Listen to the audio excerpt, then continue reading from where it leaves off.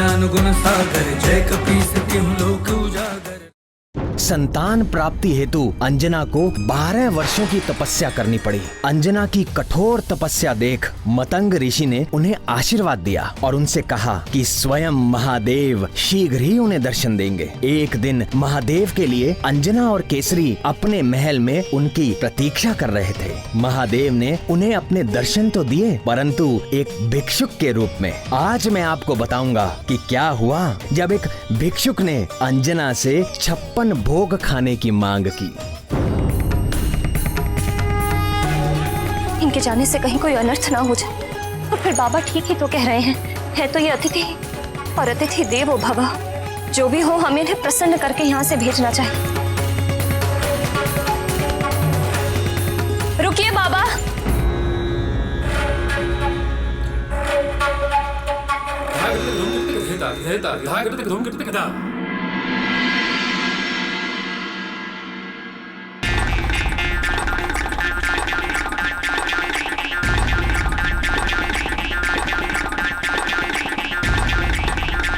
बाबा पहले हाथ तो धो लीजिए। हाथ क्या धोना? मैं तो कभी मुंह भी नहीं धोता। लाओ भोजन लाओ। आइए, आप यहाँ बैठिए।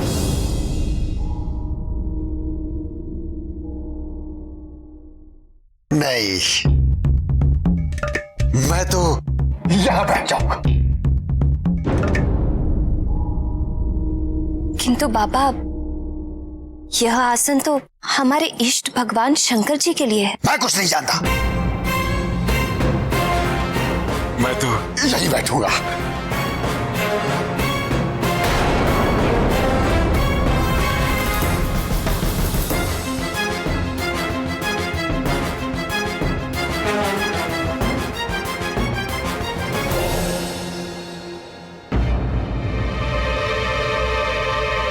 खड़े खड़े एक दूसरे का मुंह क्या देख रहे हो?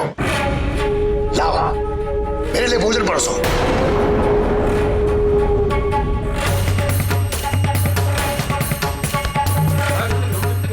अच्छा, तुम लोग मुझे यहां बैठा देखकर कूद रहे हो।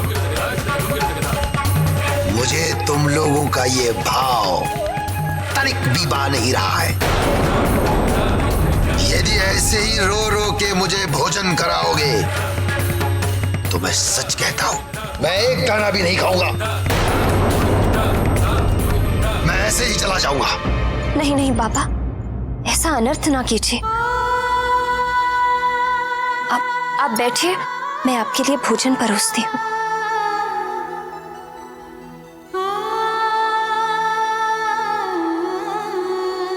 रुको।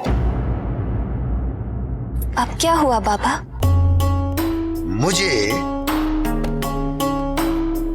हाथ धोने की शिक्षा दे रही थी और स्वयं बिना हाथ धोए ही मेरा भोजन परोस रही हो। किंतु बाबा, मेरे हाथ तो शुद्ध हैं। और फिर आपने ही तो कहा। तेरा मेरा क्या मेल है?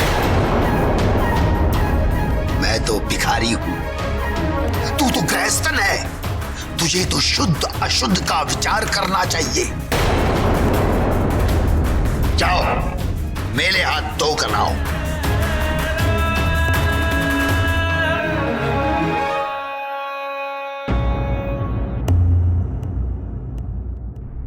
पंखा क्या देखने के लिए रखा है? बाजू में बल नहीं है। पंखा चलाओ।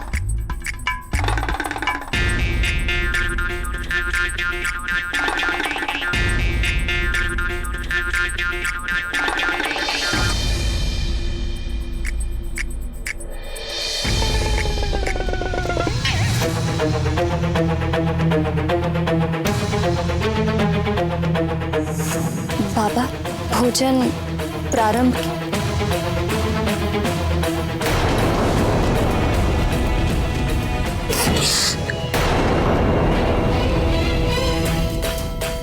पूरी कैसे पकाई है? आधी कच्ची, आधी चली हुई।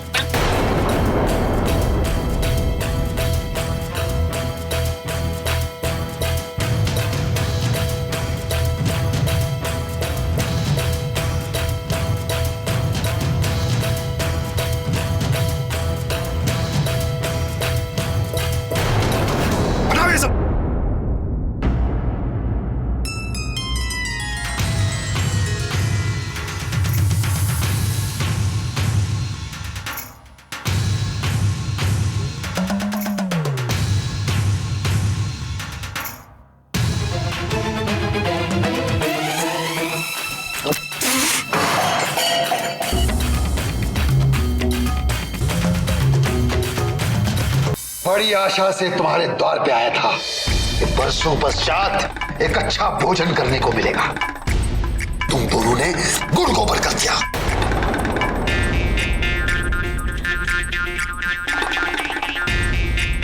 फिर भी अच्छा ही हुआ, मैंने तुम्हारा सत्कार स्वीकार कर लिया। भूखे का पेट भरकर कुछ तो पुण्य मिलेगा तुम्हें, नहीं तो उस अवगढ़ अघोरी जटाजुटी शंकर की सेवा करने से तुम्हें कुछ नहीं मिलने वाला था। भस्म लपेटकर, गले में नागमाला डालकर, भयंकर रूप धारण करके शमशान में बैठने से कोई भगवान नहीं होता।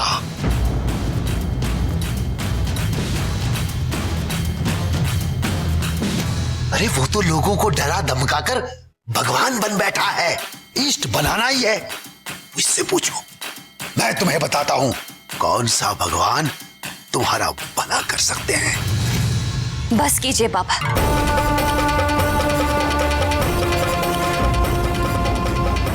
आप हमारे अतिथि हैं, किंतु हमारे परम आराध्य भगवान भोलेनाथ का अपमान करने का आपको कोई अधिकार नहीं।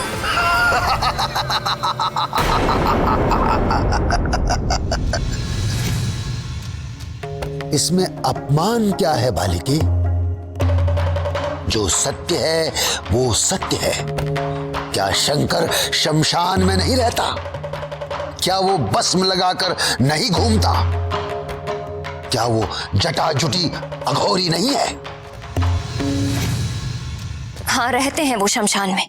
हाँ, लगाते हैं भस्म, किंतु जहां अपने भी साथ छोड़ देते हैं उस शमशान में रहकर वो जीवों को शरण देते हैं और भस्म लगाते हैं उन्हें जीवन की व्यर्थता का उपदेश देने के लिए। और जिन जटाओं का आप इतना अपमान कर रहे हैं, ये मत भूलिए कि उन्हीं जटाओं में मां गंगे भी निवास करती हैं। उन्हीं जटाओं की महिमा है कि मां गंगा समस्त जीवों के लिए कल्याणकारी रूप में रहती हैं।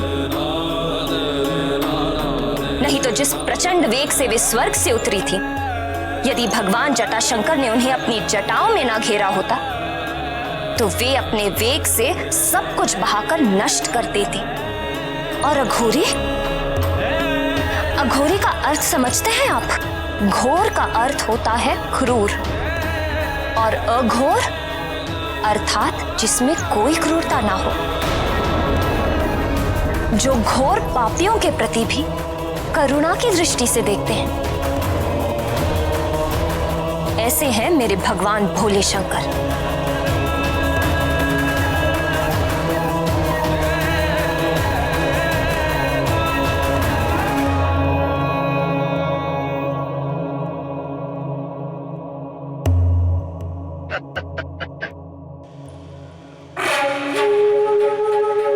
तेरी तो मति मारी गई है। वो भूतनाथ नागधिराज तो विशेला है, विशेला। अभी तो नागू का साथी है। आपको विशैले समझ आते हैं? तो हाँ, मेरे भगवान भुजंग भूषण विशैले हैं, क्योंकि अमृत मंथन के समय जो कालकूट विष निकला था, जिसे देखते ही सब देवता हाहाकार करते भाग खड़े हुए थे, उस भयंकर कालकूट विष को अपने कंठ में धारण करके मेरे भगवान नीलकंठ देवताओं को अमृत देने वाले हैं। अरे वो तो इतने शांत, अहिंसक और परोपकारी हैं कि नाग जैसे विषैले जीव भी उनके पास आकर अपना डसने का स्वभाव भूल जाते हैं। तुम्हारे जैसे अंधभक्त। बस, अब यदि आपने मेरे भगवान भोले शंकर के विरुद्ध एक शब्द भी बोला तो क्या करोगी अंजना?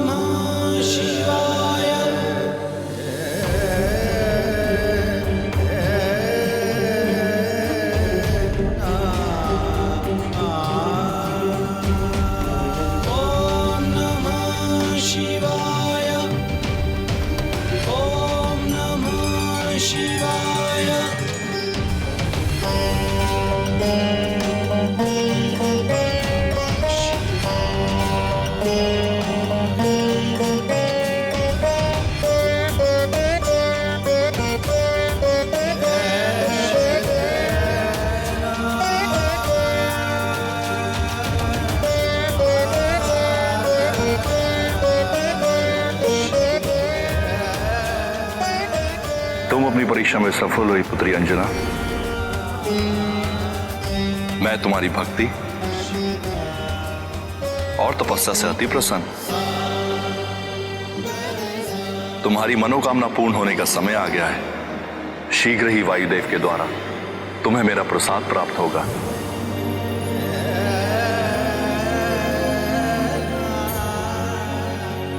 उसे अपने पति वीर केसरी के हाथों स्वीकार करना।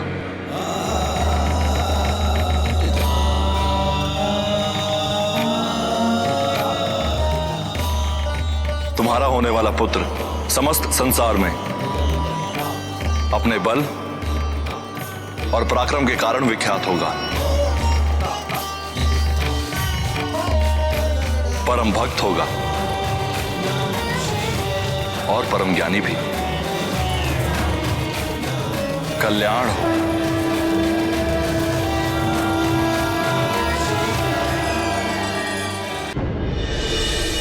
हे पवन देव, हम आपका आह्वान करते हैं सृष्टि कल्याण के प्रायोजन के लिए आप अपना सहयोग दें और हमारे सम्मुख प्रकट हो।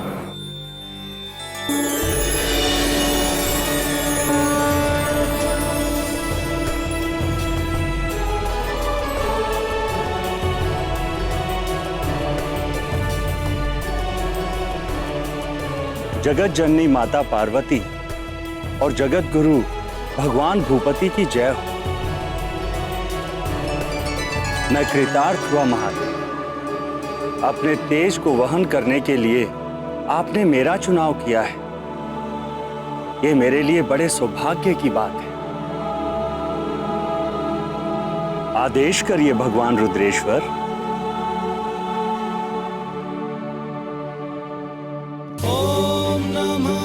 शिवाय ओम नमः शिवाय ओम नमः शिवाय ओम नमः शिवाय।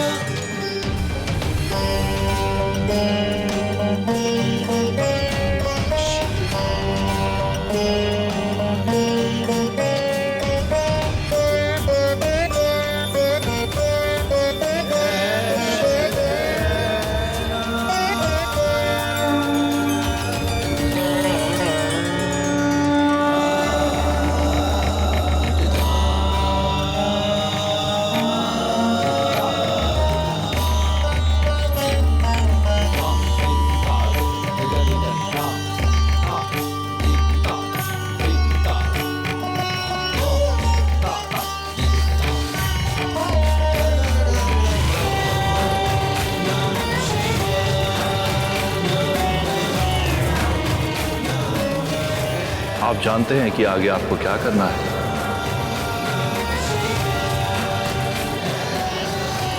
कल्याण।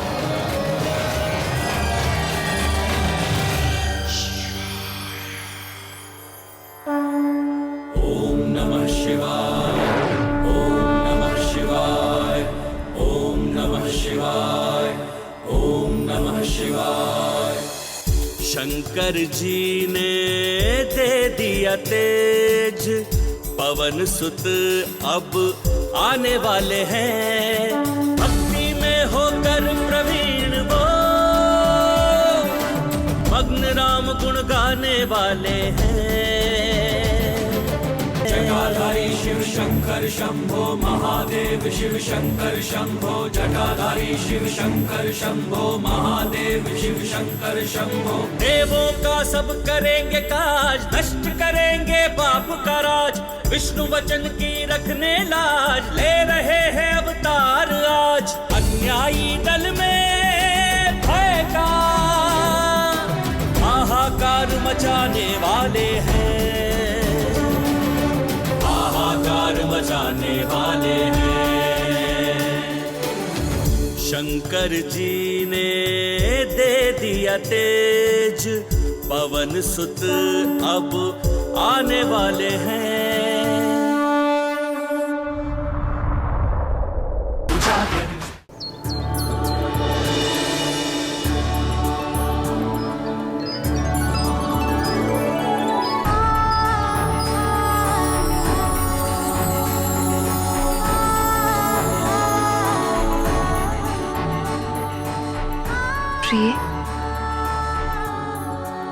मेरा हृदय धड़क रहा है। लग रहा है कि कुछ अलौकिक घटने वाला है। तुम ठीक कह रही हो प्रिय। मेरा हृदय भी एक विचित्र आनंद से भर उठा है। और देखो ना, ये समस्त प्रकृति भी उल्लास में खिल सी गई है। लगता है आज सब कुछ हमारे अनुकूल हो रहा है। ये सब कृपा निधि भगवान भोले शंकर का आशीर्वाद है। दीन जन की करेंगे रक्षा, वज्र बनेगी सूर्य की कक्षा। भगत जगत के लेंगे शिक्षा, बल विद्या की देंगे भिक्षा। बलिदान प्रेम बैराग के नव आदर्श बनाने वाले हैं। नव आदर्श बनाने वाले हैं। शंकर जी ने दे दिया तेज देवी अंजना, पवन सुत वनराज केसरी, मैं पवन देव हूँ। भूत भावन भगवान शंकर और माता भवानी का संदेश लेकर आपके पास आया हूँ। वे दोनों आपकी श्रद्धा और तपस्या से अति प्रसन्न हैं। दे दिया तेज पवन और उन्होंने अपने आशीर्वाद के रूप में ये प्रसाद भेजा है। ओम नमः शिवाय। हे वानर राज, देवी अंजना के लिए इस फल को आप ग्रहण करें। ओम नमः शिवाय। ओम नमः शिवाय। ओम नमः शिवाय। ओम नमः शिवाय। ओम नमः शिवाय। ओम नमः शिवाय।